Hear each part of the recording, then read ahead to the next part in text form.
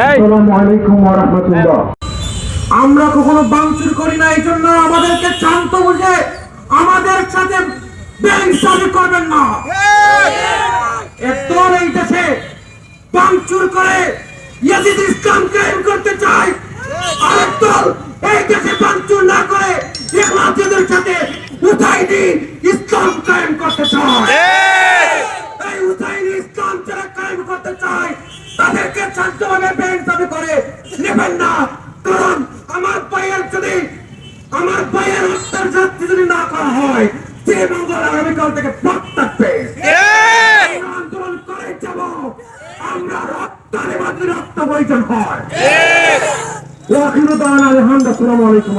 আসসালামু আলাইকুম ওয়া রাহমাতুল্লাহি ওয়া বারাকাতুহু।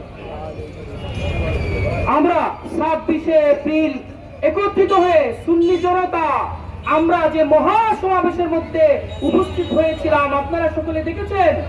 আমাদের লক্ষ্য উদ্দেশ্য একটাই ছিল যে আমাদের ফিলিস্তিনের মুসলমান ভাই বোনদের উপর যে হত্যাযজ্ঞ চলতেছে সে হত্যাযজ্ঞের বিরুদ্ধে আমরা এই ঢাকার জমিনে সমাবেশ করেছিলাম।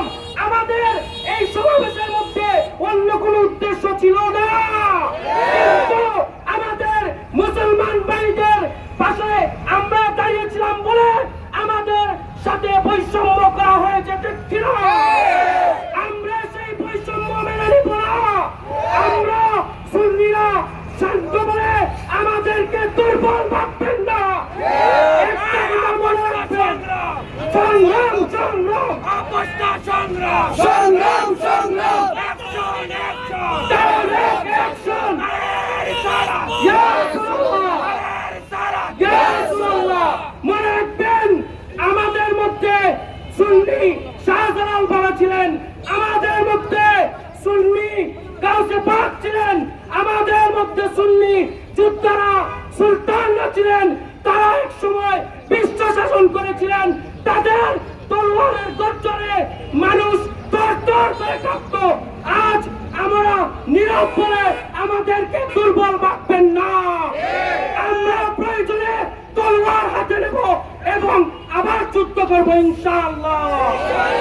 ওয়া আখিরু দাওয়ানা আনিল হামদ। আসসালামু আলাইকুম।